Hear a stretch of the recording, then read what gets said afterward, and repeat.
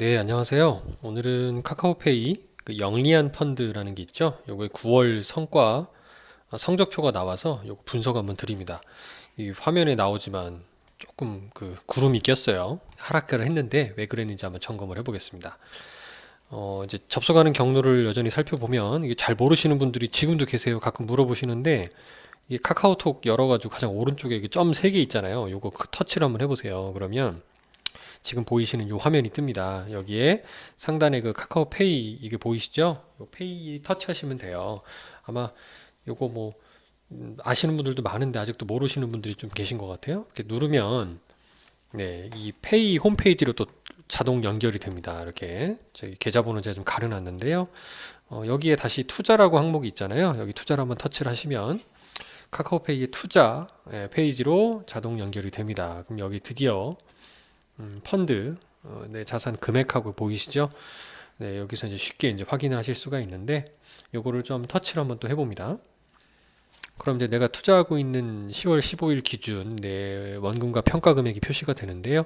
저 같은 경우는 수익률이 1.13% 수익금이 한 이 정도 돼 있다라고 하는데 안타깝지만 지난번 방송 들었을 때랑 뭐 별 차이가 없고 오히려 조금 손실을 보고 있는 상황처럼 원금이 손실은 아니지만 지난번에 너무 수익이 잘 나다가 지난번보다는 조금 떨어진 모습인 걸 확인하실 수가 있어요.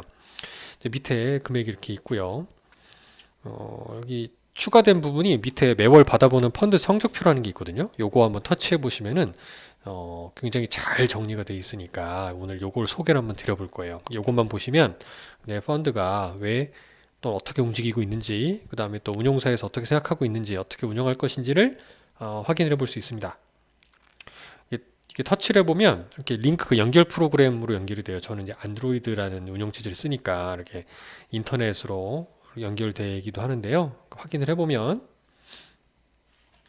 이런 식으로 성적표가 모바일에 표시가 됩니다. 9월의 펀드 수익률 마이너스 0.39%라고 했는데 요거는 좀 이상한데 그 카카오에서 실수하신 것 같아요. 여기 세 줄이 틀렸어요. 요거 위에 밑에 문구랑 안 맞거든요. 국채 금리는 소폭 하락했지만 스프레드 확대가 크게 나타나 마이너스 성과 기록했어요. 이렇게 써놨잖아요. 근데 밑에 보시면 어떠세요? 스프레드는 축소됐대요. 방금 확대됐다고 그러는데 축소됐죠? 국채 금리는 상승했대요. 소폭 하락했다고 그러는데 이거 잘못 나와 있잖아요. 그래서 제가 이걸 좀 체크를 해보니까 밑에 얘기가 맞는 얘기예요. 그러니까 뭐 너무 염려 마시고 위에 건 일단 무시하시고 이 구름만 맞는 얘기고 밑에 세 줄인데 요거 이따가 다시 나오니까 설명을 좀 드려볼게요.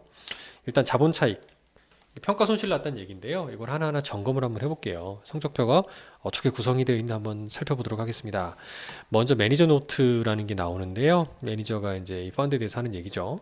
이 펀드는 전 세계 우량 채권들을 선별해서 투자하고 시장 상황에 따라서 적극적 자산 배분. 그러니까 알아서 해준다는 얘기예요. 그래서 꾸준히 안정적인 성과를 내는 게 목표다. 네.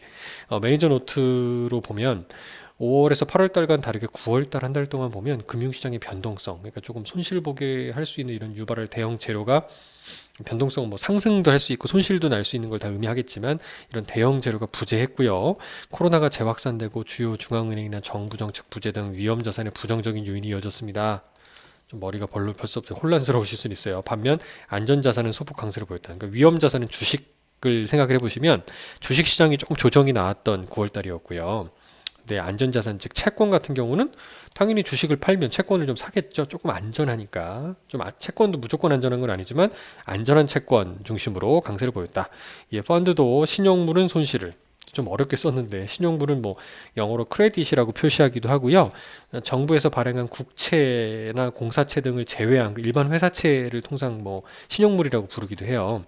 국채 수익과 이지 수익이 일부 상쇄하며 소폭 마이너스 성과를 기록했다. 그러니까 이해 못하셔도 괜찮아요. 또 넘어가 봅니다. 요게 이제 핵심이죠. 제가 체감하는 수익률입니다. 제가 방송에다가 와 이거 저 투자했는데 성과 되게 좋아요, 괜찮네요라고 말씀드렸던 시점 대비 네 지금 횡보 내지 좀 소폭 하락을 했어요. 좀 안타까운데 운용 성과를 확인해 보실 수가 있고 기관 성과도 월별로 이렇게 7, 8월 달 순항하다가 9월 달에 좀 까먹은 모습입니다.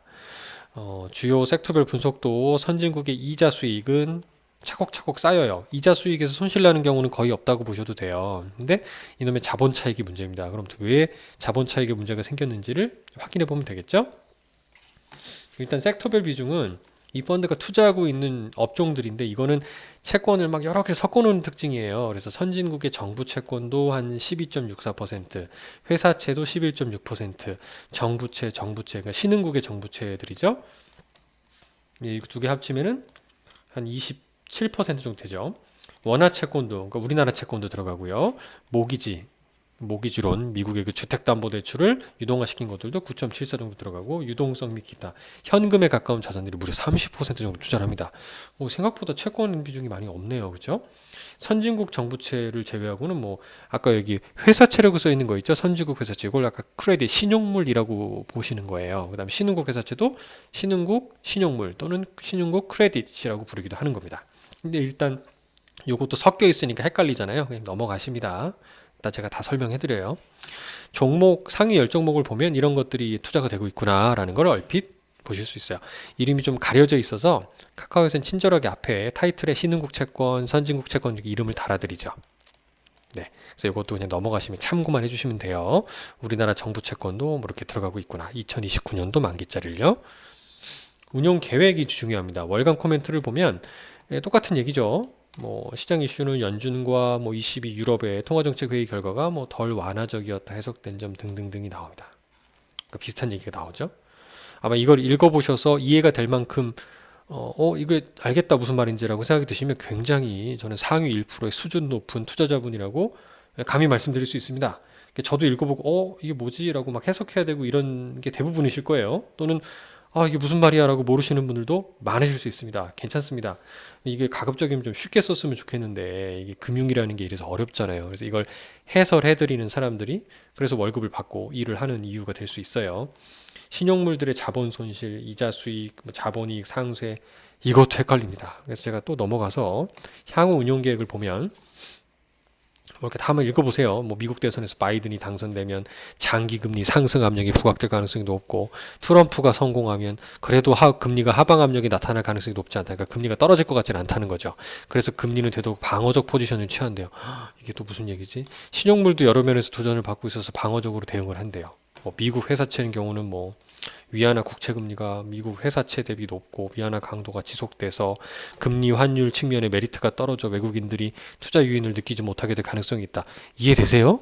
제가 볼 때는 무슨 말씀인지 잘 모르겠어요. 막 절레절레 하시는 분이 많을 가능성이 저는 상당히 높다. 예를 들어 저희 아버지 어머니한테 이걸 보여드리면 이해하실까? 잘 모르시죠. 네, 저한테 목돈을 맡겼는데 저는 성적표 띡하니 드리면 도대체 아들아 이게 무슨 소리냐 모르겠다라고 할 가능성이 아주 높습니다. 그래서 저는 성적표 첫 페이지에 하단의 문구가 핵심이라고 말씀을 드리고요. 이것만 보시면 돼요. 이 펀드의 경우는. 자, 이거죠. 상승 하락 현황인데 이자 수익은 아까 웬만하면 계속 이자니까 지급받는다고 말씀드렸어요. 부도만 나지 않으면 웬만하면 이자 나오거든요. 이 자본 차익이 문제입니다. 근데 이 자본 차익에 대해서 여기 세 줄로 친절하게 적어놨어요. 자, 지금 굉장히 중요합니다. 읽어볼게요. 신용 스프레드 축소에도 미국 국채 금리 상승으로 자본 차익은 소폭 하락했지만 이라고 돼 있죠. 자, 여기서 좀 뭐가 기억이 나세요? 기억이나 느낌을 보시면 신용 스프레드라는 단어가 이제 생소한 게 나왔고요. 국채 금리라는 게 나왔어요. 그것도 상승이다 이렇게. 요 두 단어가 핵심이에요. 신용 스프레드가 축소되냐 확대되냐 또는 이런 국채 금리가 상승하냐 하락하냐가 요 자본 차익에 미치는 영향이다라고만 기억을 해주시면 돼요. 나머지는 요걸 설명하기 위해서 앞서 이렇게 많은 문구들을 적어놨다고 보시면 됩니다. 그럼 이걸 어디서 확인을 해보냐? 이 프레드라는 사이트, 요게 지금 사실 저작권이 있어가지고 제가 막 보여드리기 조심스럽긴 합니다. 근데 어차피 제 이 영상 보는 분도 많지도 않고 요걸로 그냥 설명을 드리면 구글 같은 데서 되게 쉽게 검색해 보실 수 있어요. 하이 일드 스프레드다 이렇게 체크해 보시면 금방 이렇게 이런 그래프가 뜨거든요. 쉽게 보시면 스프레드는 게 심리랑 비슷해요. 그래서 상승하면 이게 이렇게 상승하면은 손실이에요. 채권 가격이 이제 막 하락한다고 보시면 되고요. 반면에 이게 하락하면 이익이에요. 그럼 왜 이렇게 원리가 이렇게 되니? 이거 예전 방송에 제가 찍은 적이 있지만 쉽게 생각하시면 그래요. 내가 불안합니다. 이게 스프레드라는 게 국채, 그러니까 정부는 거의 안 망하니까 국채 금리가 1%라 그랬을 때 이 위험한 채권이 3% 이자를 둔다고 생각을 해요. 그러면 스프레드가 2%잖아요. 그죠? 근데 스프레드가 확대된다는 얘기, 이 스프레드가 상승, 그러니까 확대된다는 얘기는 뭘까요? 2%가 스프레드가 3%로 된다는 거예요. 그럼 무슨 이야기입니까? 제가 이 회사채, 어떤 이 위험한 채권을 살려고 그랬더니 예전에는 2%만 더 얹어서 주면 됐어요. 근데 지금 3%더 줘서 4%는 줘야 산다는 얘기예요. 그 얘기는 뭡니까? 사람들이 위험하다고 채권을 안 사니까 위험하다는 것만큼이 결국은 뭔가 이자를 더 줘야 사람들이 유인이 되잖아요. 그래? 4% 줄게. 그래도 안 사? 그럼 5% 줄게. 아니면 6% 줄까? 이렇게 된다는 얘기 결국 뭐예요? 스프레드가 확대된다는 뜻이에요. 예, 즉 그래서 지금 이 설명 좀 모르겠다 그러시면 그냥 상승하면 확대되면 손실이고요. 하락하면 이익이에요. 이게 과거 글로벌 금융위기 때입니다. 리만 브러더스 때 굉장히 스프레드가 확대되어 있는 걸 볼 수 있죠. 상승해 있어요. 이때는 엄청나게 손실을 봅니다. 반면에 이번에 코로나 때도 보세요. 단기간에 급등을 했죠. 이때 손실 많이 봤어요. 근데 다 내려왔죠, 지금. 최근에 뭐 어떻습니까? 소폭 내려왔거나 뭐 올랐다가 다시 내려왔죠. 별로 변동이 없었어요. 그러니까 스프레드 영향은 별로 없고 코로나도 생각보다 이렇게 이런 고위험 채권들한테 타격을 못 주고 있구나라는 것을 현재 확인해 보실 수가 있고요. 다음 금리가 그 다음에 중요합니다. 아까 제가 국채 금리가 상승하냐 하락하냐를 보자고 그랬잖아요. 채권 금리 이거 화면에서 쉽게 보실 수 있어요. 이것도 investing.com이라는 사이트에서 바로 연결이 됩니다. 뭐 구글 같은데 미국 10년물 금리, 뭐 미국 채권 이렇게 치면은 바로 이렇게 이런 페이지로 링크가 되거든요. 제가 따서 그냥 갖고 온 거예요. 한 달 동안, 최근 한 달 동안의 금리의 모습입니다. 이게 금리가 이렇게 상승하다가 툭 떨어졌죠. 이게 금리도 이게 채권 수익률이라고 표현을 하는데 상승하면 손실이에요. 스프레드랑 똑같죠. 스프레드가 확대된다. 스프레드 그래프가 확대된다라는 것은 상승한다라는 건 손실이고요. 반대로 하락하면 이익입니다. 그럼 아까 제가 스프레드는 별 차이 없었죠. 앞서 그래프에 보면 이번 한 달 동안 거의 뭐 변동이 없었어요. 근데 금리 면에서는 어떻습니까? 10월 초반까지는 금리가 생각보다 가파르게 상승했어요. 0.65 정도에서 0.77까지 올랐으니까 금리가 상승하면서 내 펀드 수익률이 상당히 안 좋았었다가 최근에 지금 15일 되니까 어떻게 해요? 다시 이렇게 내려왔죠. 금리가 하락하면서 한 달로 따지면 소폭 상승하는 데 그쳤다라는 걸 볼 수가 있습니다. 그죠? 그럼 약간 손실이 났겠구나 라고 보는 게 그냥 명확한 팩트입니다. 다시 한번 향후 운용 계획을 볼게요.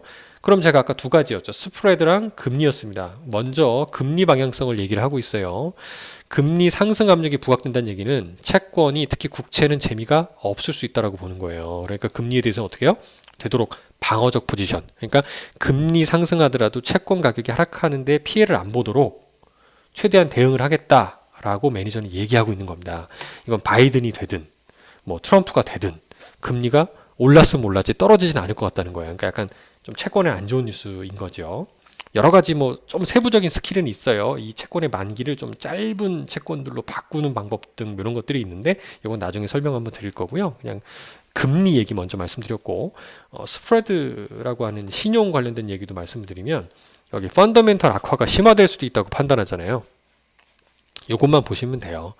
펀더멘털 악화가 심화된다는 얘기는 이 뭔가 좀 두려워한다는 거죠. 외국인 투자자들이 투자 유인을 느끼지 못한다. 그러니까 많이 살수록 조금만 더 줘도 사람이 살 거 아니에요. 사람이 시장이 막 돈들이 풍부하고 뭐 주식이든 채권이든 조금 위험해도 상관없어요. 요새는 뭐 돈 많은데 투자 안 하면 바보야. 막 심리가 완화적일 때는 스프레드가 되게 축소될 수가 있습니다.